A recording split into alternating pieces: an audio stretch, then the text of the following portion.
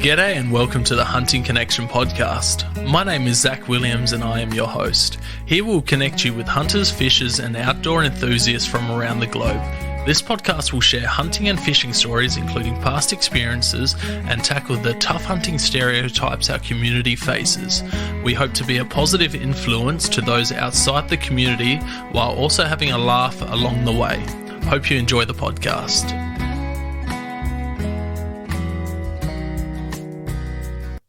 G'day and welcome back to another episode of Hunting Connection podcast. Today on this episode we have young keen hunter and fisher Adam Pellizzari. I've just butchered that again, but that's all right. No, happy to be here. Welcome on.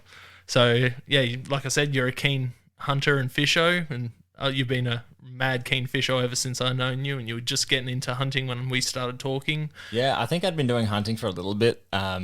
Just it's sort of.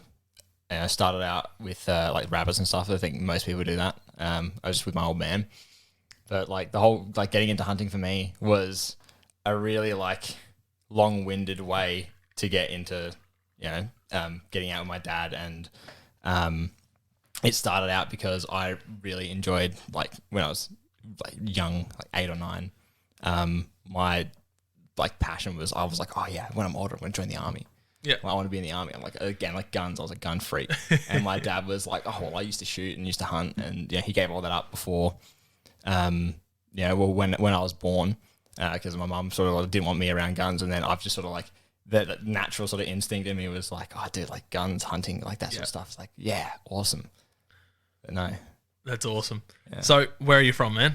Well, I'm from South Australia, born and raised, always lived sort of by the beach. Yeah, very nice. Yep.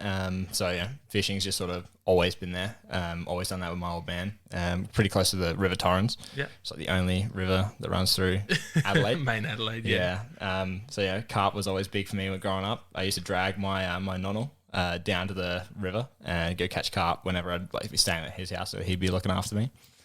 So were you fishing like above the Torrens weir or below the Torrens weir? Below the weir. Yeah. So my whole family is like western suburbs, so off Valletta Road, like the old first migrants to Adelaide, like off the boat, Italian, and so yeah, I dragged my nonno out and he had no idea about fishing, and I was like 8 years old, 5 to 8 years old, and I'd be like, oh no, let's go fishing, and he's like, oh okay, and he'd buy like a rod from Kmart or something, and then we go down there and I'd be tying all the knots. No, this is how you do it. No, not like that. And he's just there going, all right, you just do it, and he's just there to supervise me pretty much. That's awesome. Yeah, Torrens can be pretty tough fishing. I know above the weir it's pretty hard. Below the weir there seems to be lots of little tackers out that side. I used to see him quite a bit. I got tempted to, take the bow out there and clean a couple up a couple of times. Never did. I've been very tempted like lately because they're doing a lot of work at the moment down the right where it meets West Beach, and they flatten it out and it's really low water. And I drive over that bridge every day after work. I look at it and I go, oh man! But instead of doing that, I just take the fly rod out and just go walk through the horses. Yeah. Fly rods have always interested me. I've never been any good at it. I've got a shitty one, but you took our mutual mate out, Luke, and he was the first guest on this podcast. And you got him his first carp on a fly rod. So that was awesome because that was a little spot just around the corner from my house, and it like literally just down the road, and there's this like Sturt Creek. Yeah. And so my uncle, who before he passed away, he was a like champion fly fisher, and he did that like all the time around the world, fly fishing. And so he used to actually go down there and practice. And so I was like, yeah, well, I'm getting into fly fishing. I'm going to go down there. So I used to go down there. I caught my first fish on fly down there and was like, it's a good spot to take people to like learn because it's, it's out of the way. You got enough places to back cast. You're not going to get hung up in trees all the time. And so, took him out and, dude, it was an adventure. We like ended up like knee deep in mud, half of it. And it was, it was a good time. What type of flies do you use to target carp? Look, I'm still really new to fly fishing, so I used like the woolly buggers. Now I use these ones with like a green and like an orange tail. Okay, but the ones that I can't find them anymore because I don't tie my own flies yet. I'm looking at getting into it, but they used to make one that had a red tail with a yellow wrap around it, and that thing it looked like a bit of corn, and they just loved it. I can't find them anymore. Yeah, Shane Broadbury on Tassie, he ties and sells flies. I'm pretty sure he's a mad keen fly fisher, so he'd be one to look at to get some more hand-tied flies. Yeah, Lubin Pfeiffer as well. He's really good. I follow all his stuff on Instagram, and I've messaged him a couple of times back and forth, and he's keen into it, and he's sent me give me some good advice. Those fly fishermen are like the trad hunters. Oh like yeah, the trad boat hunters. Oh yeah, I'm starting to get into it. Complete different. I love it. I've got 3 fly rods now. I've got a 6 weight, an 8 weight, and a 10 weight, and my 8 weight I've just set up with a shooting head for like off the surf beaches and everything. And I took it out. Actually, this trip I was away this weekend for chasing whiting and everything. And I was catching little flathead on it. Yeah, like just little red clouser. Yeah, cool. And was just smashing them. It was great. I seen it a little while ago, but what really interests me in ocean fly fishing would be squid. I reckon squid fly fishing would be I've so got much some fun. squid jigs for my fly rod. Cool. And I haven't used them yet because I just don't go squidding that often, but it looks like it'd be so much fun. I love squidding. Just like that's what I do over the Christmas break when it's nice and hot. Go down to like Seacliff. Whatever, we're in a... And no, just Seacliff. It's far enough down for me, and I just get out there, float around, have a couple ciders while I'm flicking some squid jigs, and it's awesome sitting out there. Yeah, I went. I took my brother-in-law out on like the Monday just been, and we went down to Wirrina, caught like a dozen squid, wicked. and then set a rod out for eagle ray. Very nice. Yeah, I busted off on a massive eagle ray. That was good fun. There's some big rays down that way. Yeah, big sharks as well at the moment. Like the white population, I don't know if you've noticed, it's just exploded over the last because they've been protected for 20 years. And it takes something like 15 to 20 years for them to mature, like sexually. Yeah. And so now that they've been protected for that long, you're seeing a lot more juvenile whites just pop up everywhere. Like over West Coast where we go mulloway fishing, there was one caught like 2 weeks before we got there at one of the beaches, and I hooked up on one, and that's insane. It's like they're like 3 meter whites, which is like a baby. Like they come out at like 7 foot. Yeah. It's just and they're just nuts, just big fish. So what do you do for work? So at the moment, I just work at Bunnings. Very nice. And I do that part-time while I'm studying. So it's a really flexible job, and I just find it's really convenient for, the type of lifestyle I like to live. I like to try and get out as much as I can. And live off of snags. Yeah, dude, I wish. I don't work weekends. It's sad. Yeah, it's really good. They're really good place to work for in terms of their flexibility, and I haven't had an issue with them. That's awesome. For the most part. Yeah, no, it's been good to me. That's good. So we've kind of gone into how'd you get into hunting and fishing already. How'd you get into fishing? Was it going out with your... My dad's been a fisherman like his whole life pretty much. Like he's 56 now, or just about to turn 56. His birthday's on Tuesday. Happy birthday. Thank you. Papa Pella.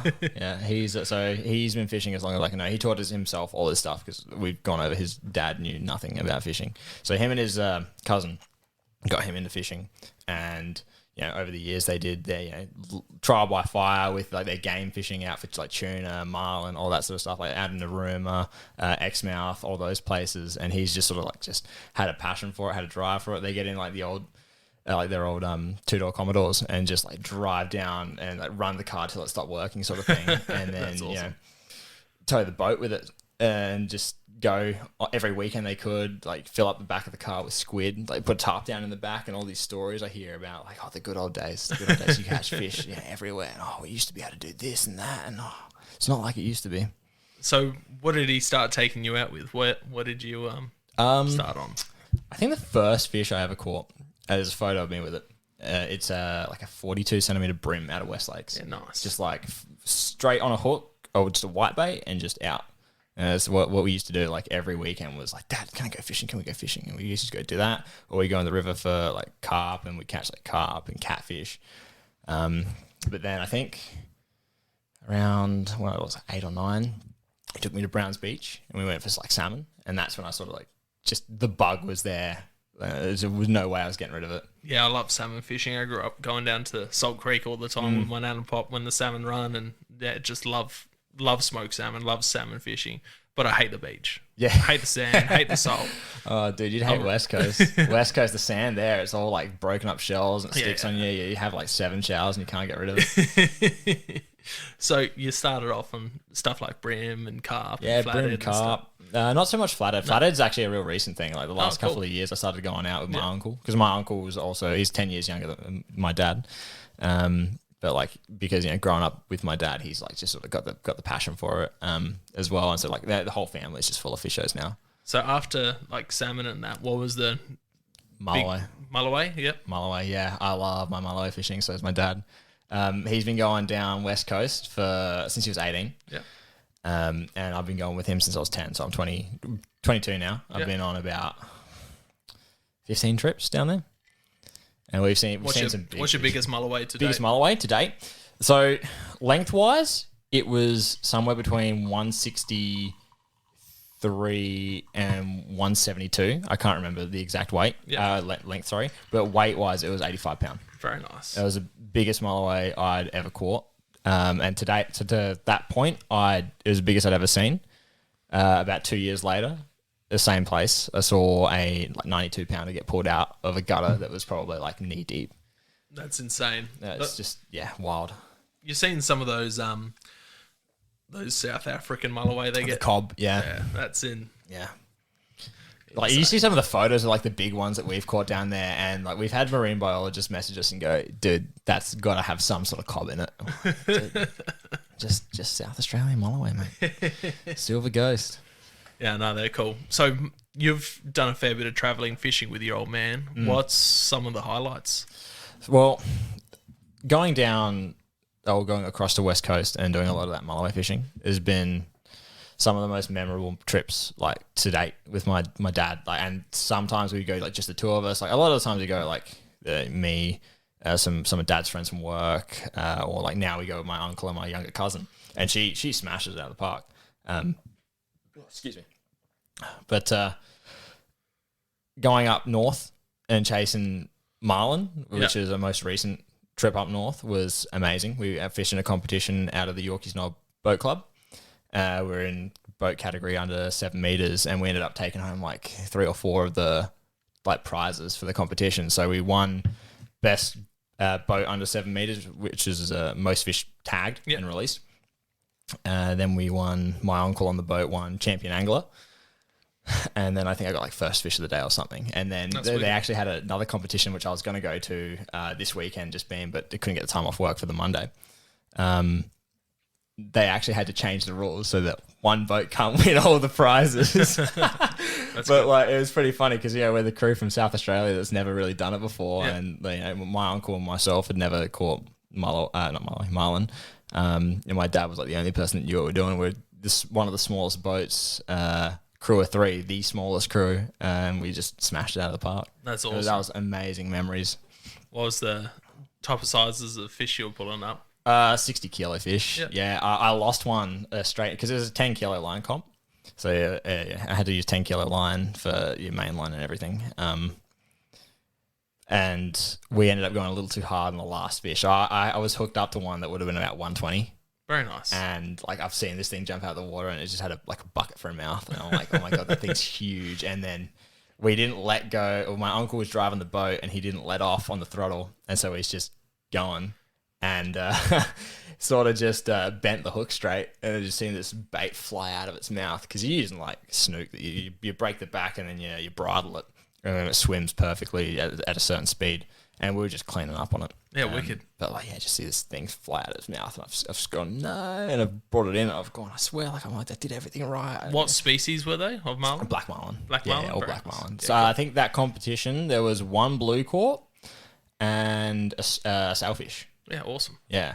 The sailfish was cool. It took 30 minutes to bring it in. That's cool. It'd be. I haven't chased any of those big fish species, but it'd be pretty cool. I'm addicted. We had a past guest, Dave. He actually speared a massive marlin. Oh, that'd be something, dude. Insane. You see the people up at like Exmouth that hand wire them in at like the boat, dude. Those people got some kahunas on them. That is some like that takes a lot of just man to do that. I bet. So, gear run through. You kind of do a little bit of bow hunting. I love my bow hunting. Yeah. You love your rifle hunting. You're a little bit of a Remy Warren wannabe. Yeah, a little bit. I don't know. I like to try and do everything. I think it was the fact. I think it was because Prime was different. Is why I went the Prime bow. I got the Black 5, Prime Black 5 in that like OD green. Yeah, it looks very nice. Yeah, I run that with. I was using like the Axis 5 mils. Now I'm using the Axis 4 mils with just those. I went from blazer vanes to those stealth AAE. Yeah, stealth AAE, vanes. yeah. Yeah, the stealth vanes. I can't. I've been having trouble getting it to like sighting it in properly or like getting bullet holes with it. But they fly perfectly, but I'm not getting bullet holes. Yeah, Luke's the man to chat to. Yeah, I've had a chat with him. Yeah, dude, he's my go-to guy for like anything archery. I go straight to him. I'm like, dude, why is my stuff not working? He's very knowledgeable. He's great like that. Oh yeah, I love the guy. I got a lot of time for Luke. Yeah. What about rifle setup? What are you chasing deer with? So for the last, how old am I? 20. Last 9 years, I've been hunting deer with a 243, rifle wise. And occasionally I pick up my dad's 308. Just depends what's going on today. But I've shot like red deer and rooster, all that sort of stuff with the 243, no problems. But now I've just bought a 338 for over like Samba and like proper hunting. What type of 338? All the guns I shoot are Tika. Yep. T3s. Yeah, T3X, nice. sorry. Very nice. Yeah, they're such a nice guy. Like they're just a reliable. It's a platform that I'm familiar with. So I know where the safety is and how everything works. And I'm comfortable with how it shoots like straight out, and I trust them. But I did just buy a 300 PRC for like long distance stuff, and that thing is very nice. it's a very nice gun. So deer hunting, when did you get into? Probably 2016. Yeah. Yeah. So I can remember the first time I went on like a large game, or like if you call it goat large game. The first time I went on a trip for anything bigger than a rabbit, right, was 2014. I went out with my uncle for his bucks and uncle, dad, everyone, and we went. I remember we used like the Marlin 30-30s lever actions, and after that trip, we shot a whole heap of goats and butchered them all up, and it was just like a good time. It was up like Yunta way. Yeah. After that, me and my dad were like, dude, we got to do like more stuff like this. And my dad's like, yeah, we got to do more stuff like this. And then like a week later, he comes home and it's like, hey, this guy from work, he's got a property where we can go shoot deer like down this way. And I'm like, oh, sweet, let's go do that. And then we went and did that, and like the first like 3 times we went, we saw like nothing. Yeah. And we sucked. And now we're like so much, like we've done it enough now to the point where we're not after. If we go for meat, it's like, oh yeah, we go here, we're going to be here, like you pattern the deer sort of thing, because we've been doing it since like the last 7 years, sort of something like that. And it's good. So what was your first deer? First deer. So there's a photo of me with 2 like knobby spike fallows, and they're the first 2 deer I'd ever shot. Awesome. And I was like a little trigger happy cowboy laying down there with like 308. I shot one. It was like the first time I'd ever had like a deer in my crosshair. I shot one, it dropped, and then I was like, oh, there's another one, and I loaded it, and I shot, and it dropped, and I was like, oh, and there's a third. I'm like, I better not. That's a lot of effort. But no, after that, like after that first experience hunting deer and shooting my first deer, it was just sort of fizzled out to, okay, well, I know I can shoot deer now. What can I do to sort of like help manage the population? And yeah, it's less of like a bloodlust now. I felt like when I first started shooting deer, it was like, oh, shoot everything you see. Yeah, they're pests. Now I got like a lot more respect for the animal. Yeah, it seems to have that progression as you. Yeah, and it's such a beautiful animal. Like I take more photos of them than I shoot them now. What species have you taken?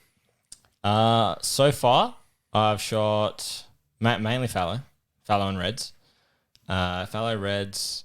The first stag I ever took was a 12-point red, which was so lucky. Like right place, right time, everything. I shot rooster and chital, and next on the list is Samba. And then hopefully one day I'll be as lucky as you to draw a ticket and go shoot hog deer over in Snakehead. Oh yeah, you can go over to Snake Island or and draw the ballot there. But April you can get the 2 tags and you just go hunt them on the mainland on the public land out through there. So there's those 2 options. But like I was telling one of my mates today, that one of the emergencies that come on to my period, so someone pulled out, he drew the emergency tag, and then they rang him up and said, hey, this person's pulled out. this is the period that you can come in if you want to, if you can make it. He's been applying for 30 years. That's crazy. Yeah, it's The fact that you can apply that long and just... Is there a number on how many people actually apply per year? It ranges from about 1,500 to 2,000 people put in every year. That's worldwide, and then I think it's about 70 people draw a tag. That's including the emergencies. So that ballot's worldwide. Yes, so right. anyone can apply for it. Far out. See, I've never had a massive interest in hog deer until sort of recently. Now I've sort of hearing more people doing it and seeing more people. They're a cool little animal. Yeah. Well, from what I understand, we've got the only huntable population in the world of them, so that's why they're so well managed. No, I've got a couple of friends that do it hard out, like stalking and reconnaissance on the mainland for them. Yep. They've got like trail cam photos of like really nice like stags and like a couple of hinds in like sort of this real thick like borderline like it's got tea tree marshy area. Yeah, and they're just like, yeah, man, I keep going there, but I just can't find them. They're like so elusive, these little things. That's what they're like. That's for sure. What about pack dump? What are you carrying in your pack on a day hunt? Oh, that depends if I'm going out for a whole day or a half day. So if I'm going out for a half day, I take like a bum bag. And my bum bag, I've got one of those, I can't remember the brand of it, but I got it from Snowy's. It's a water bottle that as you drink it, it's like a plastic. So as you can drink it, you can like collapse it. Yeah. And so I got one of those that I'll put in that if I'm just going for like a half day. And then I'll put like an energy bar, about 6 spare rounds, just in case. You never know when you might get swarmed by something. I'll carry my Havalon blade and then my buck knife. So I got a custom made knife from actually he's the same dude that did all the props for the Mortal Kombat movie that they shot here in Adelaide. Awesome. Yeah, and he's a really nice guy. Fallen Forge. Is his name. If you ever want custom work done, he does really nice stuff. Yeah, I've seen him around kicking around Instagram. I'm pretty sure. So yeah. So he did my knife, and he did like the one of my deer antlers as a handle, and I like that was like I want to have this done, and then it's gonna be like my go-to knife. So I have that, and then I have my Havalon, and then toilet paper. Have to have toilet paper. Yeah. Otherwise, you come home with one sock missing. Yep. Oh yeah. Yeah. That's pretty much all I really take. I don't take a whole lot on like a half day, but on a full day, I'll take a bit more food. I'll take a 2 liter water bladder instead of just my little water bottle, and I'll take actually sunscreen. Sunscreen's like a really underrated thing that people like overlook a lot when they go hunting. I don't hear a lot of people. How do you go about the smell of sunscreen? I've never had an issue. I always feel like it's like you smell sunscreen. It's like a very chemically. But smelling. Now, hear me out here, right? We have our own smell, and you don't smell me normally, right? No. Yeah. Okay. When I'm upwind of you, you don't smell me normally. Yeah. But no, I feel like it's like same with like Bushmans. My dad, like I won't wear Bushmans because I hate the smell of it. Yeah. But my dad, like he's like, oh yeah, I'll wear it. I shoot deer anyway. So yeah, that's the mindset of it, and I got the same mindset with sunscreen. If the deer's gonna smell me, it'll smell me anyway. What about deodorant? Do you put deodorant on? Yeah, but I use roll. There you go. Yeah, see, if I'm going hunting, I won't put deodorant on. Like, yeah. Well, the human smell is already such like an unnatural smell of deer. I know it's just that chemically smelling. Yeah. Like just you get your rolling, man. Yeah, I don't smell rolling. Odorless stuff. I've actually got some hunting brand roll on in here somewhere. I might have That's a thing? To Snake Island. Yeah. Oh, dude. America, man. They have all sorts. Oh, dude, I can imagine. I just got a pair of those like Under Armour like hunting boots. Yeah. Do you know how hard it is to get like Under Armour hunting clothes in Australia? Yeah. Oh my God, but they're so comfortable. Yeah. They weigh like I don't even know. They're just light. The Senate mate guys, like a couple of them use some of the Under Armour gear, and they absolutely rate it. Oh, dude, I'm like an Under Armour. I think I'm dressed head to toe in Under Armour right now. Even my socks and my shoes, everything except my underwear. Yeah, speaking of unscented stuff, my uncle, he's got like a natural the like natural all chemical-free deodorants, like salt deodorants and stuff like that. Yeah, right. So What does he make him? Yeah, Florentine Gold, I believe his company's called. Yeah, They're like right. Foodlands and stuff like that. I've actually got some of the like crystal deodorant and stuff like that. I might have to take that, and some of the insect repellent. It's like a peppermint flavor. Yeah, so put them in clothes. I reckon Insect repellent. they can. Yeah. Yeah, like all my Kathmandu stuff. I was reading the tag the other day just because I was bored, and it's all got insect repellent built in it. It's like good for like 70 washes or something. Yeah. Wow, that's crazy. I don't know how well it works, but it's got it in there. Yeah, apparently Snake Island's pretty bad with, because I showed you a photo of it before. Yeah. Mosquitoes and sandflies. I can imagine. Yeah, marsh flies are the worst. It's a bitch with sandflies and marsh flies. They're the worst. So, started off at like mid-teens with your dad going out hunting. What would be your top beginner tip for someone getting their son and getting into hunting, like both of yous getting into hunting at the same time? What would be your top beginner? Both of you getting into it at the same time. Okay, that's a good one. Make sure that it's like comfortable would be the big thing, because the last thing you want is to like take your kid out. Like now I love the hard stuff. Like anything where it's like horrible weather, I'm like, yeah, let's take the swag out. And Dad's like, oh, we'll book a cabin. I'm like, no, I'll take the swag. But no, like that sort of stuff. Like if there is somewhere you can stay that's close by to where you're hunting. Yeah. Like comfort, especially at like a young age, will definitely be a big drive. Like the kid not hating it if you don't shoot anything or don't see anything. And you're a pretty big tech guy, like kid, and that. Oh, you yeah, love, you love your gaming and all that. How did you go going out doing all of this hunting, fishing stuff? Like, see, I grew up hunting and fishing, or like fishing mostly, and so I was used to like swagging it down Salt Creek, and like the gaming sort of came like sort of like late primary school. Okay. Which is still pretty young, but like I'd already been like doing like the camping stuff for Were you taking ages. like portable gaming stuff with you? No, don't. If you're going to take a kid like away shooting or fishing, do not let them bring that crap. Bring like an iPad with some movies, but do not bring anything they can play games on, because they would just like absorb themselves. They can play games on iPads. Yeah, just don't put them on the iPad. But no, so like I got a cousin that does it, and then if she gets bored, she'll like go through her phone and just sit there on her phone, like looking at all her photos and stuff. And, be like, and I'm like, dude, you know you got no reception, right? And she's just there like, yeah, but like, what else are we doing? I'm like, just, converse with people, maybe. It's like, it's a really good way to like get people out of their shells and get people actually, build some social skills. Like I was going out with like all my dad's mates, like I learned to like, cause I'm like the only boy in my family, right? Which is weird to think, being an Italian background. Like, I'm the only boy cousin on like my dad's side of the family and that side of the family. So I always grew up around like all the older blokes. And so, having that sort of background and that experience, I built like, the social skills around that. Whereas like a lot of the other people, they're just, sort of, the other like cousins, it's just like their phones and like talking to each other, and it's just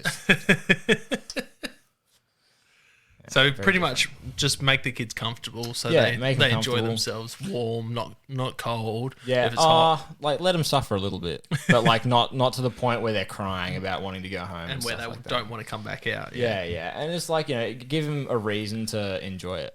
Like I feel like it's important to if the first few times you take them somewhere where something's going to happen. Like my dad knew, like, this bridge this time at West Lakes, we'd catch brim here, and it'd be like the best thing on the planet when I catch like a small little brim. And it kept me interested in wanting to go out and wanting to do more. And then, being a bit older with hunting, it was sort of like just seeing a deer was like, oh, wow. Now it's like, you could go a whole trip and not see anything and be happy, but like building that initial interest in it is the most important thing. And that's why I take my 8-year-old out during the rut, mainly because I know that we'll see a deer. And so far, every time I've taken him out during the rut, we've been successful. But I've hunted days either side of going out with him, and I know where there's stuff going to be. So you should show him what it's like when you don't shoot anything. See how he takes that. See if he's like still as into it as he is, or if he's just like he's been out a couple times when we haven't shot anything, and then we just go out and shoot 22s and air rifles and stuff. So he enjoys that side of it. And then today, like for the past couple of years, so my youngest he's almost 3. He turns 3 in April, and so he's during April and lead up to April, he comes out in the backpack, checks trail cameras with me, and I just let him walk around, make noise, crush sticks, throw rocks, all of that type of stuff. I'll have the bow with me just for myself, just carrying it. Yeah, that repetition. But just let them have fun and enjoy themselves. And then today I caught up with Ilias, Action Man, and his son Link, and then I took Ollie out as well, and we planned our first proper actual morning hunting with him. So I've taken my dad's Bruno 22 out with us because he's moved house, so I'm just holding on to that for him. I'm just like, some memories. I'll take this out and give it a good shoot before he gets it back. So, Ilias's son Linky hadn't been out before. He's been out to archery park and stuff like that. So, drove in, met him close to the property we go to. You've been out to that property, driving in. There's a couple rabbits on the road. Line one up, got him. I'm just like, yeah, there you go, boys. There's a rabbit for you. Check it out. They were pretty stoked, because with how loud they are when you're out, we weren't expecting to see anything. Like, we were hoping to see a deer or a hare. Like, if we were seeing a deer, would have watched it, pointed out to the boys. We've seen a few a few kangaroos, but yeah, run into a couple hares, shot them, and the boys absolutely loved it, man. They were so happy. It's good when they're that young as well, because you can sort of teach them like the proper way to do things, like especially like firearm safety. That's a massive one. Yeah, it's at that age, because Ollie's almost 3, Link's just turned 4. That's not really the stuff that you're showing them just yet. It's more just getting him out there walking, getting him used to it. Like neither of them had heard a 22 go off before, so they got to experience that. They weren't scared of that, which is good. Oh, it was. They're like, oh, that was loud. Like, and then they're far enough back when I was shooting that type of stuff, so it wasn't going to affect hearing. That's why I chose to take the 22 rather than a larger caliber. Even a 1.7 make your ears ring. Yeah. But had earmuffs with me for him if he was closer. But yeah, gonna get some of those kids earmuffs for him to take Ollie out during the rut this year and try and shoot a deer with him. That will be good fun. He took shooting the hare as well. We did about 6,500 steps with him, so which is pretty good. That's a lot of steps, especially for a kid like a nearly 3-year-old. Yeah, on the last little bit of hill up, so Ilias was carrying his son, and Ilias was a bit out of breath, so I'm just like, here, you grab the 22. I had Ollie on my shoulders, picked up Link, and carried him the last 200 metres up the hill. Dude, that's good. And that's all memories I'll take. Oh, it is. Yeah. Those photos will last a lifetime. That's I'll right. be showing their kids, like, this was me when I was 3, out with my dad. Like, and it's important to do that stuff with your kids, because like a lot of like parents these days don't spend enough time with their kids. Yeah. Like, I hope that when I've got kids, I can take them out hunting, take them out fishing, and it's like do all the stuff that my dad did with me, and just like be like half the dad my dad is. Yeah, exactly, and that's how I feel with my dads and my pop, and like because I did majority of my hunting with my pop growing up and shooting, and that's where like all my memories are photos, going out, seeing Australia, catching fish, shooting stuff. Like it's more than just like shooting things, Like, and that's what people don't understand. It's more than just we go out and we shoot stuff for fun, Yeah, like every pigeon I shot, Pop would make me pluck them, gut them. Nan would cook them up for me, Oh yeah, like she'd cook them up in an onion gravy, cook them up in the oven. It was wicked, and I loved it. Like I loved every bit of it. I got memories of being up at Two Wells on my Zio and Zia's farm, and they got chickens, and all the pigeons sit over the chicken coop waiting for the feed. And so I would be at like a Christmas party, and I have the air rifle, and I'd be shooting these pigeons, and it's like, whenever you shoot a top knot, make sure you bring it back and you pluck it, and then we'll put it and we'll cook it. We'll put it in the pot and we'll cook it. And that was my Christmases when I was like 7 through till I don't know how old, shooting pigeons with the air rifles with the cousins all watching, like, oh my god, he's got to look at him, there's a bird there. That's awesome. So what about top 5 items for a beginner getting into hunting? What would you recommend? Oh, look, there's a lot of good stuff you can get. Clothing is really important. It's like I swear by anything that's really breathable. Like I've tried some of the Seeker stuff, and I really like some of the Seeker stuff. But like Hunter's Element Their gear is what I've been using at the moment for the most part. Just like the zips they've got on the side for the breathability. It makes it such a difference on like those like warm April days when you go into the like middle of the valley or red rut. So clothing is important. Binoculars, a good set of eyes. I think everything, like universally, everyone would agree. What binos are you running? Funny story. I don't have a pair of binoculars at the moment. The last deer I shot, I was crawling through some like acacias, and my bino harness was open, unfortunately, and they fell out. And I was tracking myself through like the Onyx Hunt app as well, and so I went back for like hours looking for them. I couldn't find them, but they were a pair of Meopta 8x42s. Oh no! Yeah, and so I'm gonna buy a pair of Swarovskis now. Yeah. But just waiting for that next paycheck to come in. Very nice, very nice. But no, so yeah, I was running Meoptas. Meopta's great. Like for the price point, you can't get better. Honestly, they're just so clear. But no, I'm definitely gonna upgrade to Swarovskis next. That's and expensive. not lose them. Yeah, and I'm not going to lose these ones.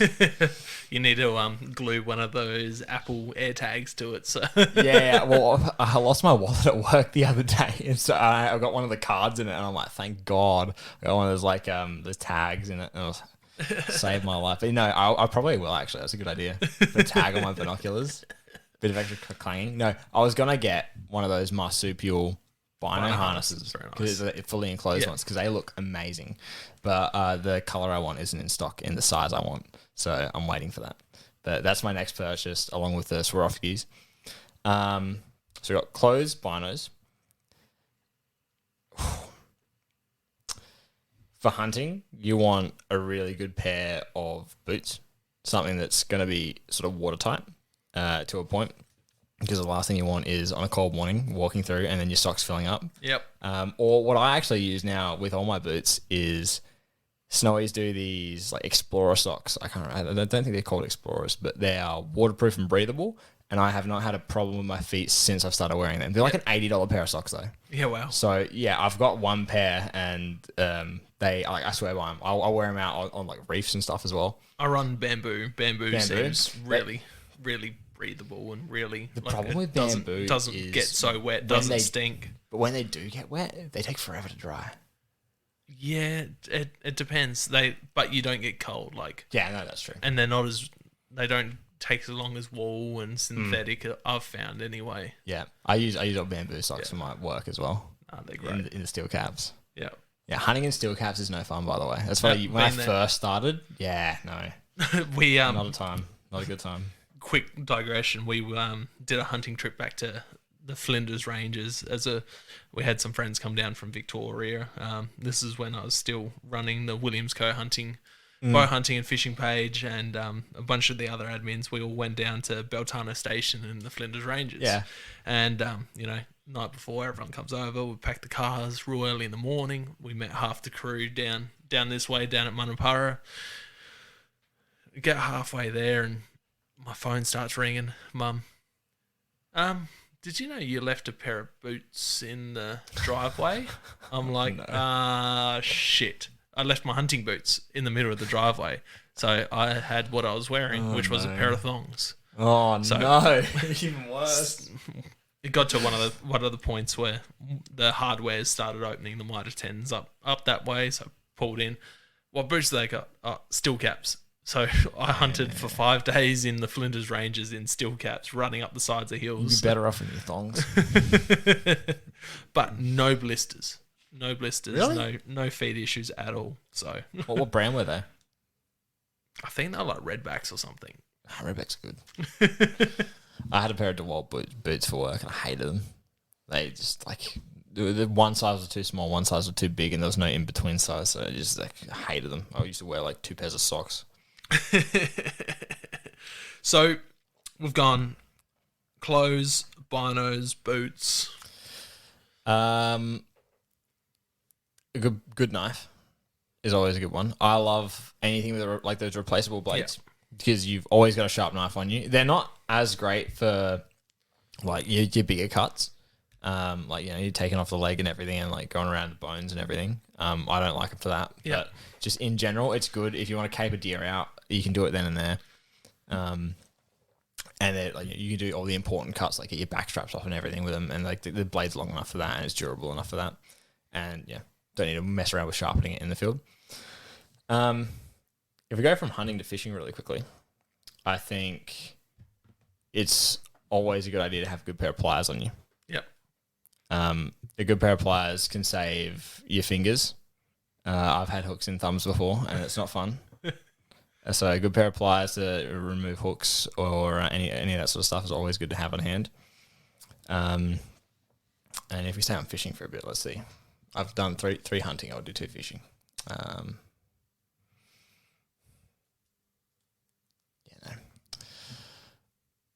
It's a hard one because there's so much stuff you can use. Yeah, I know.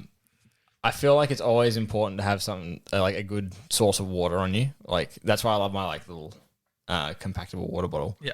But like that sort of like goes without saying you want something to carry water. And that's why I love the camel packs. Yeah. The bladders are just awesome. I got a 3-litre bladder in mine, and I normally carry a drink bottle in the side pocket as well. Yeah. About 5 litres I take out with me.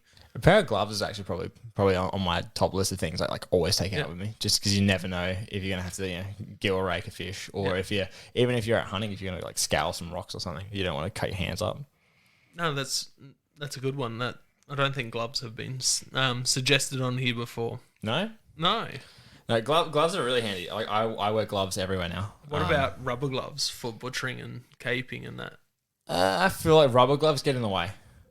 So I've got 3 gloves, like a pair for fishing, which is like heavy duty, so that you don't cut yourself up when you're gill raking if you stick your hand in the gills of a fish, or if you're grabbing the bill of a marlin or something like that.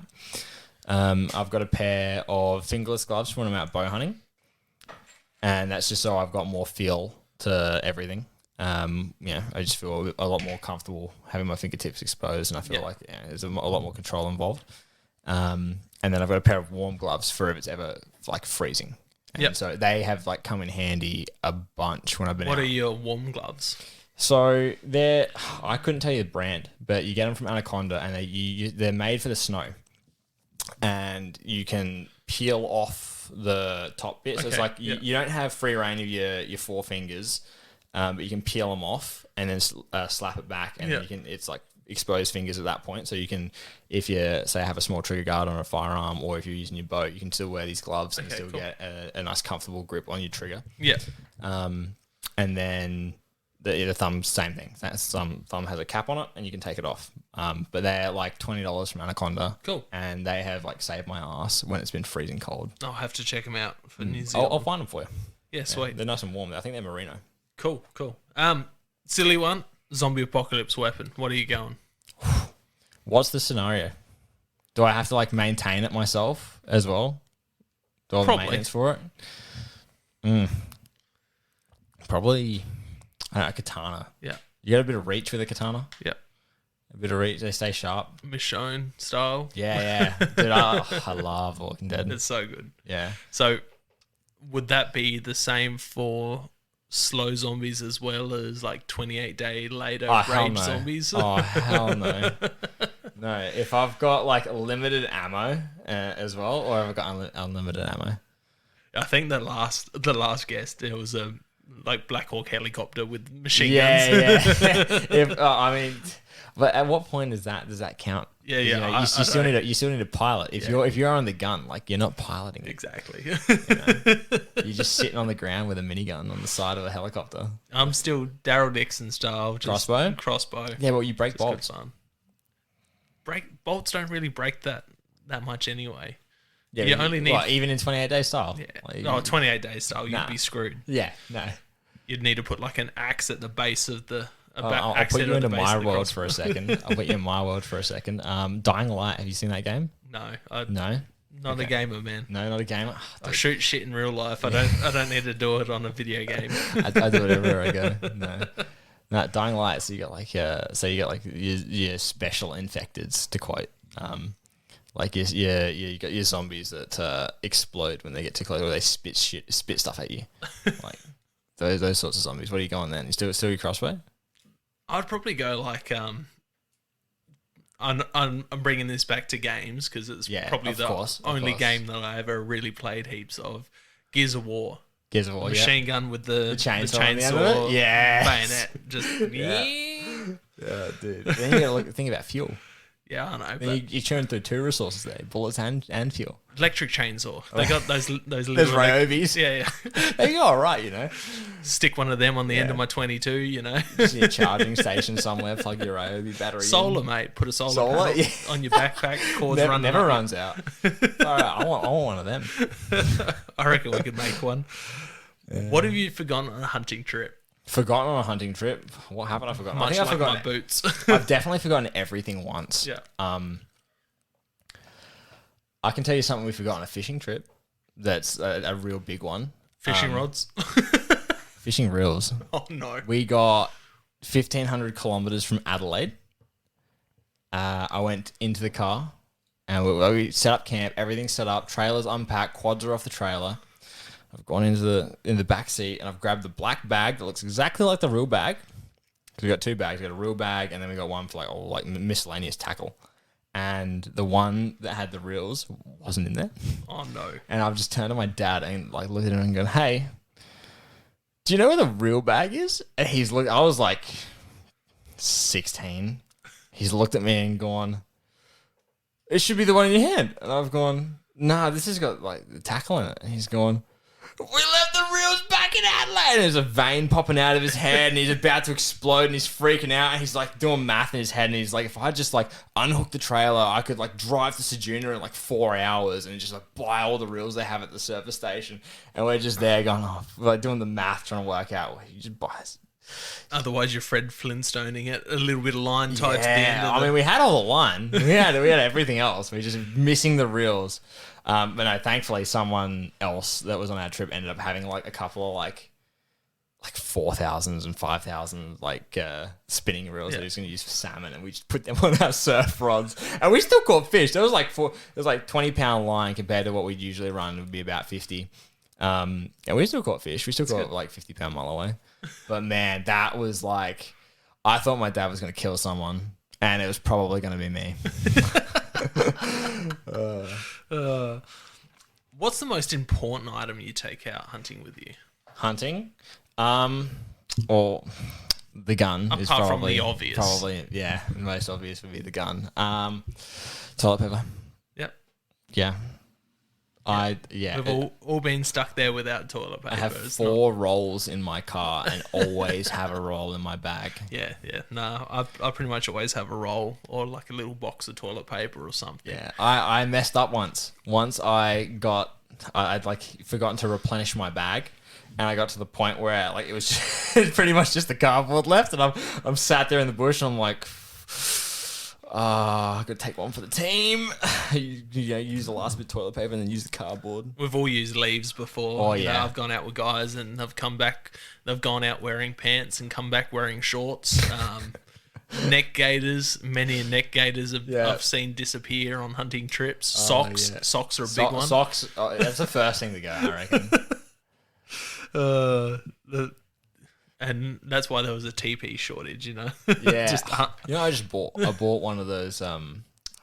What's it? It's called like Bog Pal or something like that, and it's like a little container that you put your toilet roll in, and then it's got a little lid on it, and then you can pull stuff out and everything, and it always rolls up perfect, and it's like watertight. Yeah, no, never seen them. Well, they're all Australian made, and those things are great. You can like hang them on a tree branch. You can just like, you just pop a squat next to a tree, just have it there. And it's like luxury, man. Changed my life. I thought this was going in like a bush bidet type thing. Like, nah, dude, that's the next step. That's when you're like, you put a little too much pressure, you squeeze down on your bladder. Oh, that's horrible. That is horrible. Hey, don't knock it till you try it. What's the most sketchy, dangerous thing that's happened out on either a hunting or a fishing trip? So for hunting, I'd definitely say it was a time I was by myself in Victoria. I was about 17. I'd like got my P's and I'd gone over with my girlfriend to Victoria to see her family because they got family in Ballarat. And I was like, oh, sick. While we're here, I'm going to go hunt Mount Cole and see if I can, shoot a deer with my bow. And so I spent like a day. I got up real early, drove down to Mount Cole, got out, found a spot to park, made sure everything was started in, went up the mountain by myself and was there for like the whole day. And it was really cold. It was like July and everything was sort of icy. And I was at the top of a hill about 30 meters from the edge of a cliff. And I'd like had enough at that point. I was walking back to the car, like, because it was just cockies everywhere and they were like just squawking. And I was like, oh, I'm not going to find a deer if I've got bloody cockies squawking at me.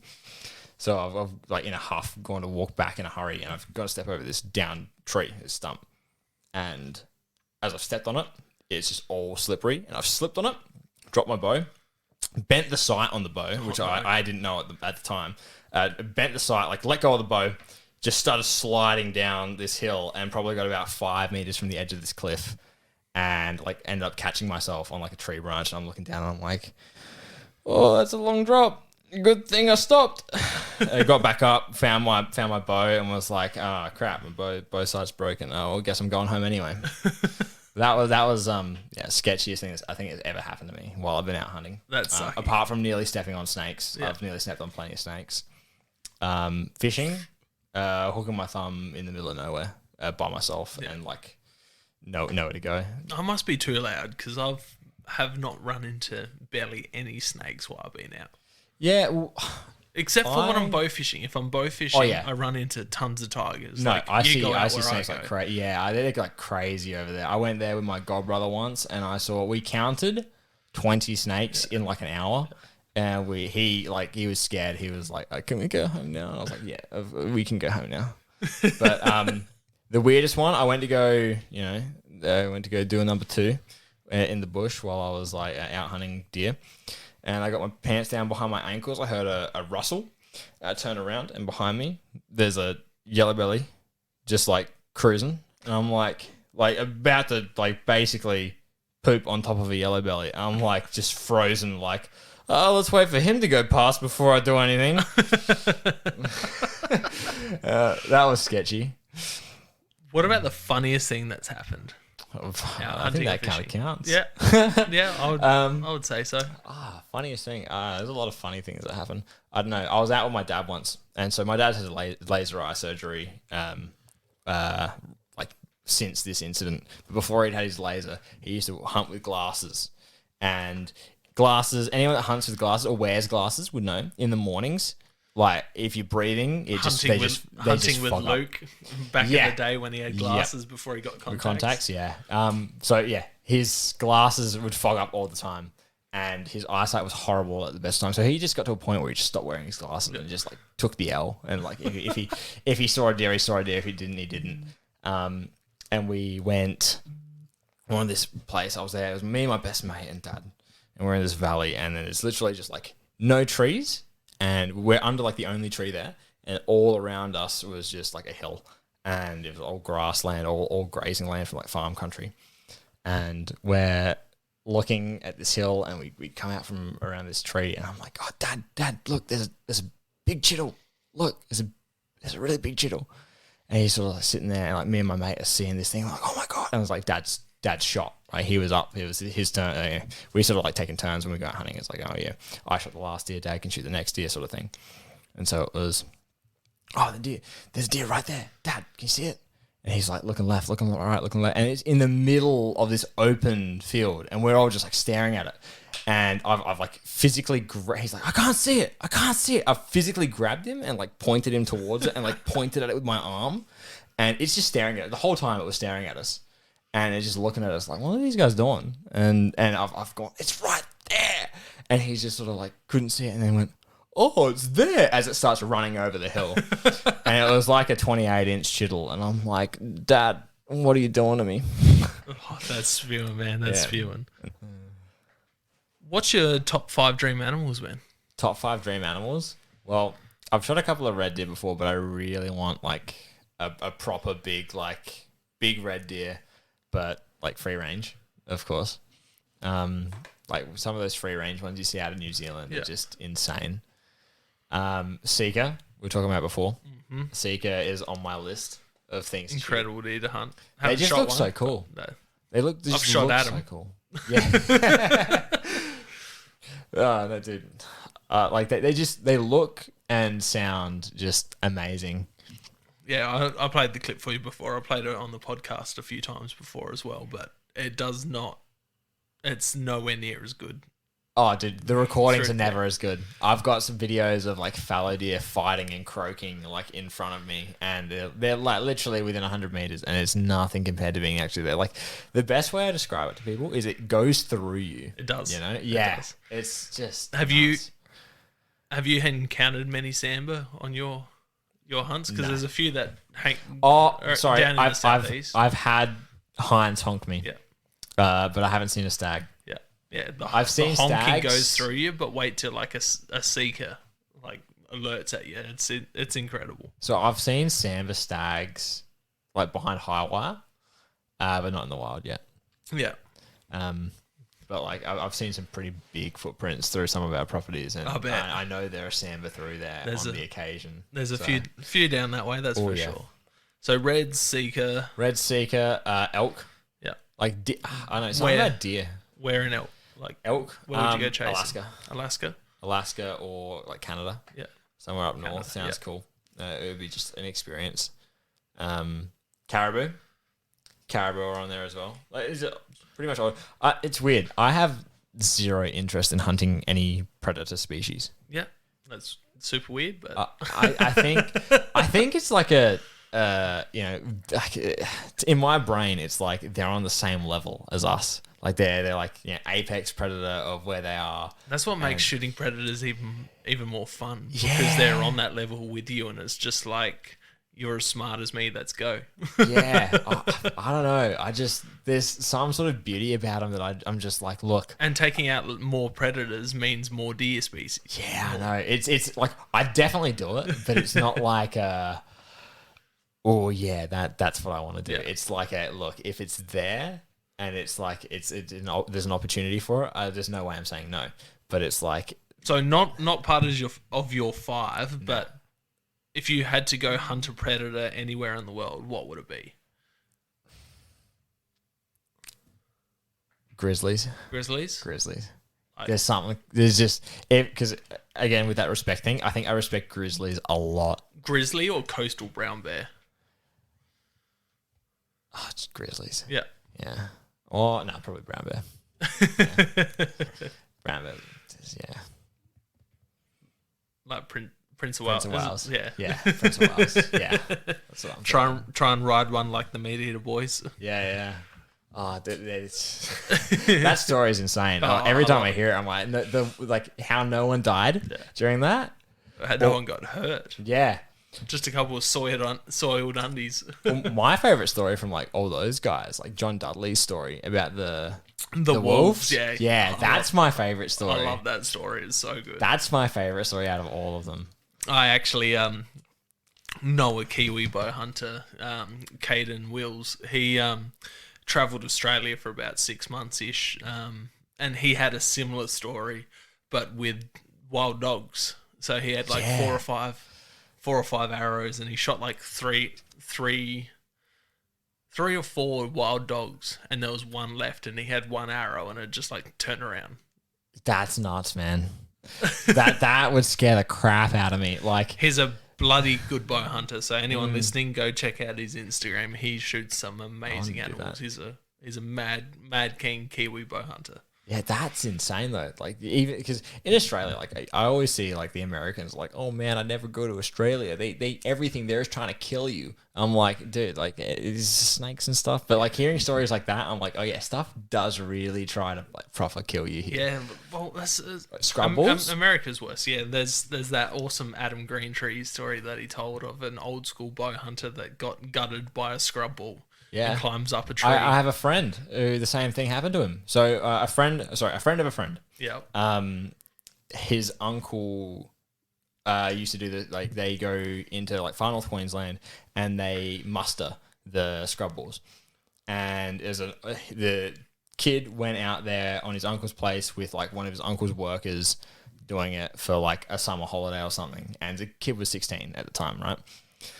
And the old fella that he was with had been doing it for ages, and he was like, "Oh, you just like stand in the trailer and just like you let him charge it and run in, and then I'll close it behind you." Anyway, so they're doing the whole like scrub ball routine, like trying to get it in the trailer. And this scrub ball has, instead of going for the kid, gone for the old dude and like gored him and thrown him, and then gone for the young kid, and the young kid's climbed up a tree and hung up a tree, and this old dude is like on the ground, like the dude died. Right?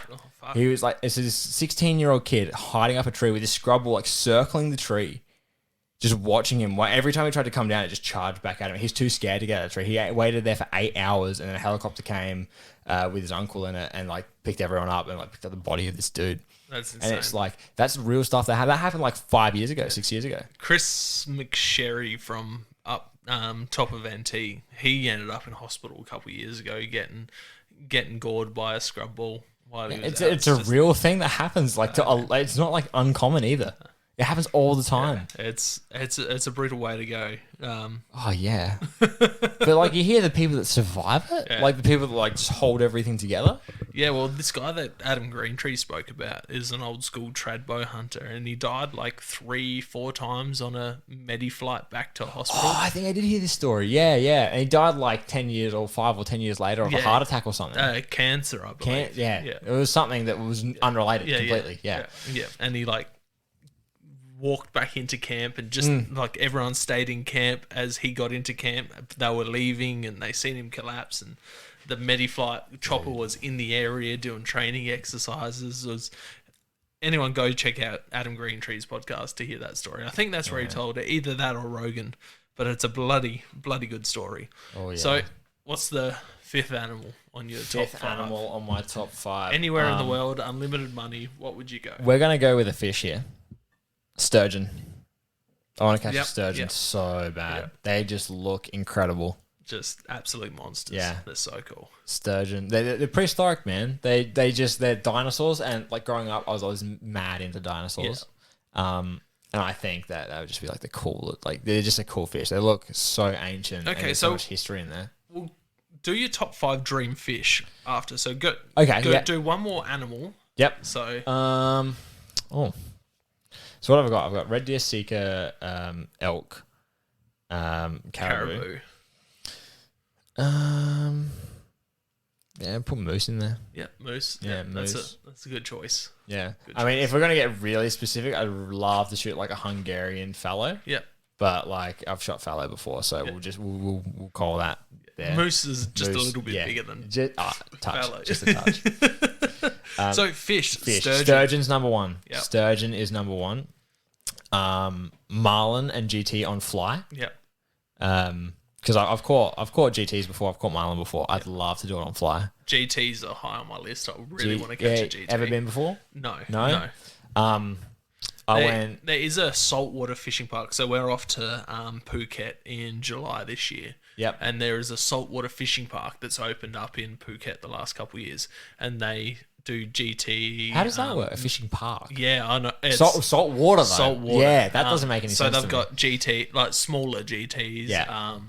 40 plus kegs, mate. They've got mangrove jacks and all of that, and like heaps of fly fishers and that go there. Yeah, but wow. I want to go back to the original fishing park that we went to a few years ago, where I caught my big Mekong, because he's got a couple of Araprimer. Yeah. In the ponds, and I want to catch an Araprimer. They're just a freaking cool looking fish, man. They'd be on my list as well. It's like they're like a giant Saratoga. Yeah. And the colours in them. It goes from that incredible, like, that bright red streak that runs down them.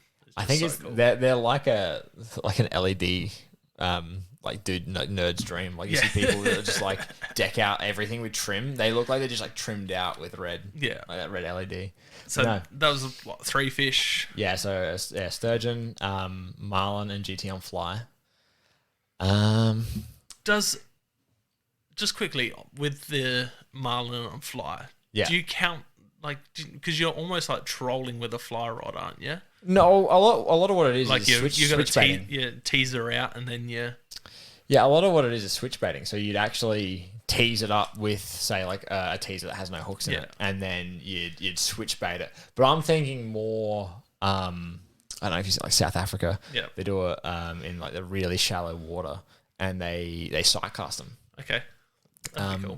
Doing that is sort of what I got in mind, like sight casting. Yeah. I'm like very ADHD, sort of all over the place, if you can tell. So like anything visual. Hang on, like for nuts. everyone listening, this guy listens to podcast on what 2.5 times speed. I was listening to them on 2 times speed, and then they brought out like this new slider thing on Spotify, and I listen to them on like 2.5 times speed now. But from my perspective, right, I'm like a uni student, and all my lectures are 2 hours long, so I got to slam through my studies somehow. That's just I after talking to you a couple times about it, I did it, and I lasted less than a minute. And I'm like, how does he pay attention to anything? All the rap music. You can't take even rap music. You can take it in. That's not rap music. That's just No, we're not listening to the same everyone rap music. just try it for less than a minute, and it's just insane. Yeah, do it and just like consider how efficient it is. That's twice the amount of podcasts in half the time. It's not efficient at all. It's horrible.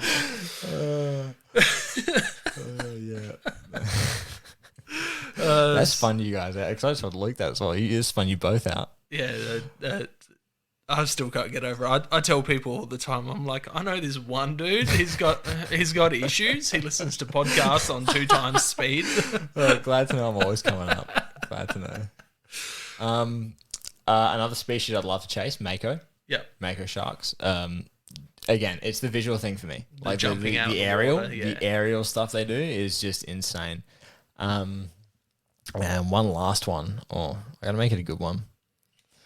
There's a lot of stuff I want to do. I think I want to experience the salmon run. Yeah. Up in in Alaska, but I don't know if that counts as like one fish. No, that's.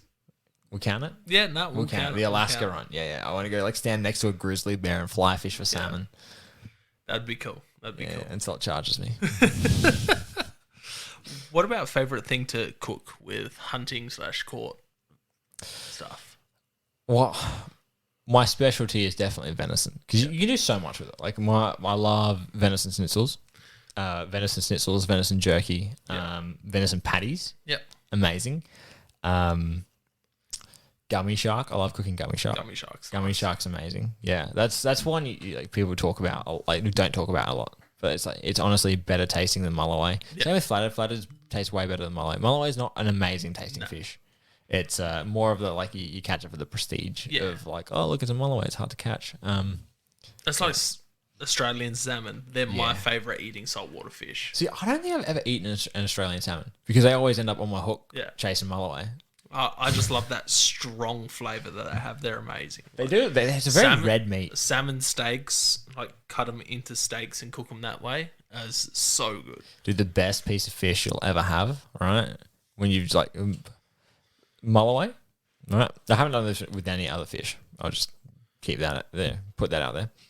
Mulloway, as soon as you've caught it, you fillet it, and you just have a piece just with a little bit of wasabi, a little bit of soy sauce, just like straight sashimi off the fillet. It's amazing. Yeah, I haven't gone mulloway fishing in so long. You come with me. They're catching them off West Beach at the moment. Yeah, nice. Yeah, good size ones too off West Beach. Yeah, sweet.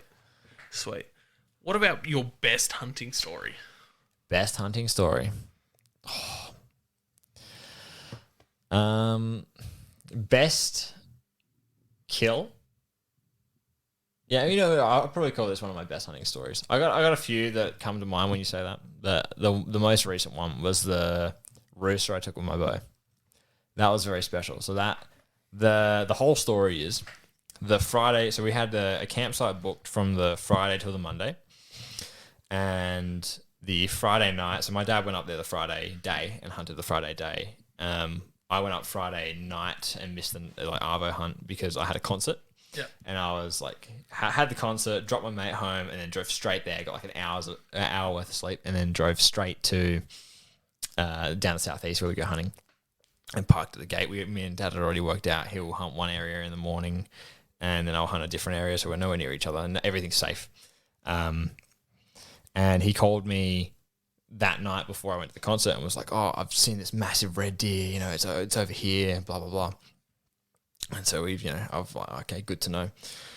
And that morning I've had my hunt, and then we've met up in the afternoon. And then that night we went hunting together because he's seen the red deer again on the Saturday.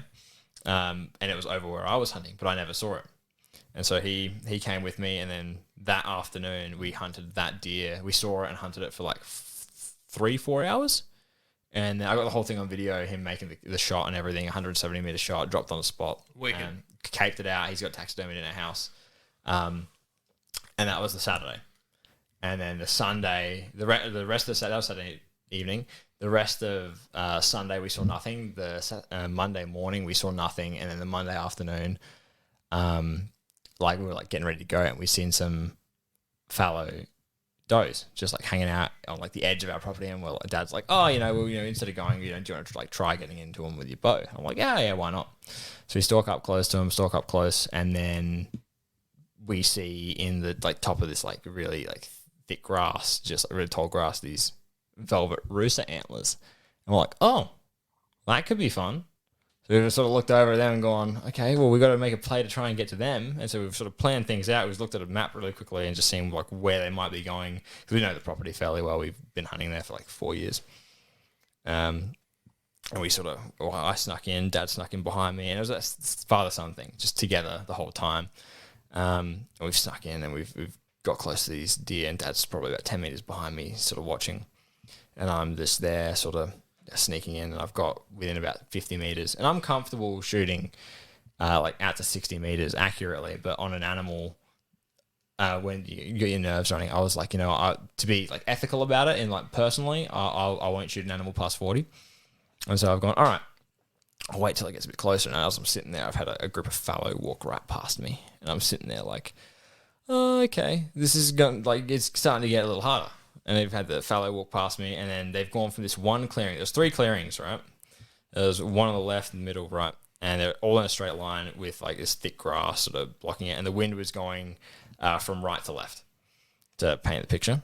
And they've gone from that first opening patch into the grass behind these clearings, and fed right into the clearing on that right-hand side. And I've sort of gone, oh, crap. I had to pack my bow down because I use one of those quivilizers. Yeah. I had to take that off the front so that I could get my bow low enough that I wouldn't spook the fallow that had just bedded right in front of me. And I like sort of scooched back, and I've gone around, and I've seen these, gotten within 60 of these rooster again. And then I've knocked an arrow, and I'm like, all right, I'll try and scooch forward. And as I've tried to scooch forward, they've gone, oh, you know what? We're going to go back to where we started. And so they've gone from right back to left. And my dad's watching the whole thing unfold. He's watching me scooch around like on the ground. It's like starting to like sort of drizzle a little bit. And it's just, the wind's just like sort of a really awkward spot where if it turns, I'm screwed. Yeah. And so I followed them right back to the middle, and then they've gone around to the far left one. And I've gone, right, well, if they're going to keep doing like this whole like moving back and forward thing, and they're going to come out from the back of the tall grass into this opening, I'm going to cut it off. So I've gone all the way around to the left and sort of predicted where they were going to come, like out of the grass. And I've sat there and I'm waiting, and I'm just, all I can see is the tops of their antlers moving through this grass, moving trees, moving branches. And I'm like, oh my God, like they're actually, like things are working out perfect. The wind's still coming in my face. And I'm just watching these antlers come right where I thought they were going to come. And my dad's sitting there like watching the whole thing unfold, just like he didn't want to move because he was scared he was going to like mess something up. So he's just sitting there like not moving at all. And I'm watching, and I've got my arrow knocked, and I've drawn because they're about to step out. And I was at full draw for what felt like forever. I was at full draw for a total of like 2 minutes, waiting for this thing to take a step out after it had already stepped out, right? So it sort of stepped out, but everything was covered by thicket. And it took 2 steps after I've been at full draw for 2 minutes, and all that was exposed was that front shoulder. I've sent the arrow fly, let the arrow fly. 20 meters, perfect heart lung shot, like middle heart, sort of bottom lung. It's ran 20 meters. All the other deer, we just like looked at him and gone, what's going on with Tony? What's Tony running that way? And he's just fallen over, and all the other deer have walked off. I've stood up, and I've just like fist to the air, like, yes! Because I've been hunting at that point for probably a year and a half without shooting like a proper stag with my bow. Yeah. And I'd got this thing, and my dad's looked over me, and my dad's just arms up in the air, and we were both like just so pumped. He's come up, given me a big hug. We've walked over, followed the blood, literally 20 steps. That's awesome. And it was just curled up under a tree. I got the photo like pinned on my Instagram. Yeah. It's like the most memorable hunt I've ever been on. Like, awesome. And the fact that my dad was there for the whole thing, and my dad's there like, Adam, I saw the arrow, it hit perfectly. I saw it, and I was like, I know it's beautiful, Adam. I couldn't be more proud of your son. And I'm like, it's just a very, very touching like father-son That's moment. awesome, man. That's I'll like carry that with me too. forever. Oh, it is a nice rooster. He only went 22, 23 inches. But like hard velvet. I'd be happy with a spiked rooster at the moment. Oh yeah, they're not that common down this way, but he was a really nice deer. He's got really nice brows, and I'm lucky there's such a good taxidermist in SA Dwayne. Dwayne-O. Yeah, good old Dwayne. Aussie Bush Harvest is that his? Aussie. No. Yeah. It is. Aussie Bush Harvest, isn't it? Yeah. I think that's it. He kept the velvet on it so well. Like we got it to him that night, and he's just done such a good job. And it's like he'd only been doing mounts at that point for like a little over a year, and he is just like he's been doing it his whole life. He's so good at it. Yeah, he's definitely progressed. Sorry, not Aussie Bush Harvest. That's someone else. That's Alex. Aussie Outdoors. Dwayne is Aussie Out Bush. Aussie Out Bush. That's it. There's so many similar. It's always Aussie something, isn't it? Yeah, exactly. Aussie Arrow. How original. That dude's a tosser. So I've heard. So, how do you see the public views on hunting? I think there's definitely not enough education on it. I think it's definitely villainized a lot. Like your stereotypical hunter in like the general public's eyes is in Australia anyway is like that bogan redneck, go out, shoot everything you see, just like leave carcasses like in your wake, and it's just very very poor. Especially like in South Australia where they just had that whole massive thing trying to ban bow hunting. Yeah, like some people still going. Mind you. I know it's ridiculous, and it's I wouldn't have bought my archery setup if I wasn't going to go bow hunting. I'm like, are they going to reimburse me for the thousands of dollars I spent trying to set up a really nice bow hunting setup? Yeah, exactly. And it's like some people it's how they get their food. It's how and the next part about that is how do they police it? It's all what's the issue if hunting is all private land anyway? Yeah. What's the point trying to police it? Why cause such a stink about something that's not going to affect the majority of people that are doing the right thing? So, being in the public eye every day, working in a place like Bunnings, do you bring up like what do you do on the weekend, speaking to customers, and you're like, I went out hunting? Like how do you bring that up? Do you talk about it? Not often, but I definitely have. On occasion, there's a customer, a regular customer we have in. He comes in with a Remington hat on, and I talk to him about shit. He loves just having a chat, right? And I'll have a good chat with him, and it's all well and good talking with people like that because they come in, they know what they're talking about, they're interested in it, and it's going to be a positive response. And he's closer to Woodville, and he shops exclusively with us because he knows I'm there, and there's people that he can talk to about stuff like that, and he gets a positive reception for the person he is and the things he likes doing. Whereas there was this one lady that I spoke to, and what was the issue? She was kicking up a stink. She was a regular as well. She was kicking up a stink because someone was at a team member was at the cafe, paying for like his order or whatever, and she just got there and like I was having a hissy fit that there was a team member at the cafe when you should, and it was like something like you should let customers go first, and having a really like horrible Karen. go, having a Karen at this dude who's like he's just the sweetest bloke you'd ever meet, right? And he's just like, oh, I'm sorry, I didn't mean to like, and then she's just having a go, and I've stepped in to sort of diffuse the situation. I was just talking with her, right, and just having a normal conversation. I sort of brought it down to earth, and she goes, she was talking about how like she's doing something on the weekend. She's going down like the southeast or something. She's going down, and then she said southeast. I'm like, oh yeah, I do a lot of like work with like farmers down that way. And then she's going, oh, what sort of work? Oh, I do a lot of like feral animal management. And she's just gone, shooting. I hope you've got the right licenses for that, because I'm not the person you want to be speaking to about that. And it turns out she was something to do with like turtle conservation or something like that, and so she just like didn't like anything to do with like fisheries or hunting. Yeah, which is weird because shooting feral deer helps with that type of conservation. Yeah, anyway. I feel, and it's that like misleading thing. It's like everyone's grown up on like cartoons and everything, like Bambi and all this sort of stuff, and like, shooting animals bad. But most people you speak to in Australia don't even know we have deer. Yep, it happens all the time. Most people, like everyone I speak to about it, they're like, "Oh, we have deer here." I'm like, "Yeah, we got like 6 different species," and they're like, "Huh? I didn't know there was different species." And they're on the edge of Adelaide, like almost in suburbia. Yeah. I tell people that, and they go, "What, in the hills?" I'm like, "Yeah, man, go for a walk." I always tell people, I'm like, go down the southeast, and like go through like one of the national parks down there, like during April, and just have a listen. And they always listen for the frogs. Yeah, my chiropractor, my chiropractor, I get like subsidized chiropractor because chiropractic appointments because I give him venison. I send my haircuts, I get like cheaper haircuts, and because I give my hairdresser, my barber, fish and venison, right? But my chiropractor, you have a hairdresser? A barber, yeah. I know, my hair's a bit wild at the moment. I know. That's a story for another time. But my chiropractor nearly hit a deer. Yeah, down the southeast, and he was like, "Man, if I hit it, would you come butcher it for me?"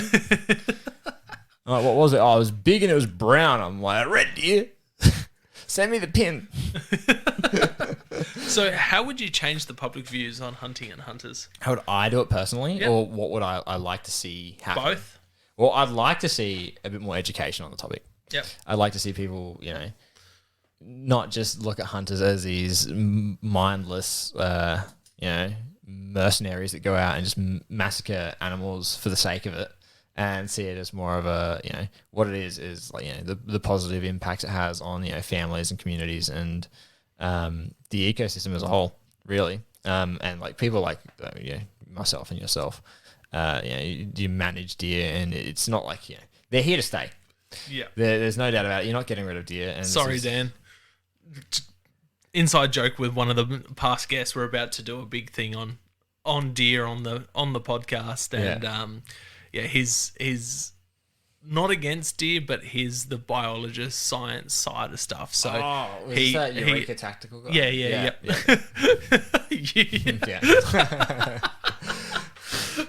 Sorry, Dan. No, but they're here to stay. They're like, they're a native, non-native is the way I say it. I get sorry, Dan. I know you hate that. I'm not sorry. There's no way you're eradicating them. But like just putting something in place to manage that is like, it's instead of just seeing them as, because they're a resource at the end of the day, and seeing that as something that can be managed is more beneficial to everyone, as opposed to, well, what's the best way we can get rid of them as quickly as we can, because there's no way that's happening. And that's very on the lines to what Larkin was talking about on one of the past episodes. So yeah, it's like you said, education, all of that stuff. You giving venison to your barber, to your chiropractor, that also improves the image of hunters as well, showing that it's just more of a resource. My dentist as well. My dentist gets some venison. There you go. That's lucky dentist. So, what is hunting to you? Hunting to me is a way I connect with a way I connect with my family, a way I connect with the outdoors, and just overall a way of living that brings me a lot of peace. If I'm being honest, it's a way I can clear my mind. It's a way I can just go out and just be a part of nature, and just as a whole, it's very relaxing and it's very special to me. It is, yeah. I think you can go for a lot of people that are as into it as we are. They can relate to everything that you just said. Everything that you just said, I can relate to 100%. It's hard. It's a hard thing to put into words. And listening to every hunter that comes on talk about how they feel about it. Every way someone relates to it, I can relate to it. It's a very emotional thing. It is. Like not just the whole, butchering and like, you know, harvesting an animal process, but like the whole community as well. It's a very, very emotional thing to be a part of. Yep, 100%. 100%. So if people have enjoyed what they've heard tonight and they want to check out your past hunting and fishing experiences and then see what you've got coming in the future, where can they find you? I've recently changed my Instagram name, so I don't tell me you've changed it. What was it? AJ? I think it's AJ Pella now. AJ_Pella, so it's PELLA 121. And I will not be changing it from that for a while. It used to be my old gamer tag. That's why I changed it to that one. So get onto it, check it out. Yeah, AJ_Pella 121. Shot some nice deer, caught some bloody nice fish. I don't plan to stop anytime soon. If you're following the podcast Instagram, you'll just see me share one of his nice mulloway he hooked recently. So that was a very special fish too. That was so for that trip, my uncle actually just got COVID. So my uncle was coming up like 3 days late. Yeah. And so we got there on the Sunday. They were due in on the Wednesday. And so we got in, set up on Sunday, and just me and my dad. And it hasn't been just me and my dad there for probably 4 or 5 years. Yeah. And just the experience of the two of us being there. And he caught a 70-pounder just before that one. And then I caught that 60-pounder like, you know, an hour after he's landed that fish, and it was just that father-son moment that was just very, very special, and it taking me back to when we first started doing all that stuff. That's awesome. That's awesome. But anyway, man, thank you very much for coming on. Thank you for having me. I've had a great time. Yeah, so have I. It was good to get you on finally. I know we've been talking about it for a while, and it's been on the cards. So it's been forever since we caught up as well. It has. It would have been almost a year ago when Lukey boy went away for training. Yeah. No, it was when he came back from his first stint of training. We all went out for dinner, but it was good to catch up. 45-minute drive up this way. Yeah, I know. Yeah. All the good guys seem to live down south. It seems like that. I might need to get a place up here. Anyway, man, cheers for coming on, and everyone go check out his stuff, and I hope you enjoyed the podcast. Thank you for listening to another episode of Hunting Connection Podcast. Please head over to our social media and give us a follow. Instagram at Hunting Connection Podcast, Facebook at Hunting Connection Podcast, Twitter at Hunting Connect, TikTok at Hunting Connection Podcast. If you've enjoyed, please share with your friends and family, tag us in your photos and videos on social media, subscribe, rate and review to help grow the podcast. If you're interested in giving additional support to the podcast, you can head over to our podcast's Patreon page. Thank you very much for listening, and catch you next episode.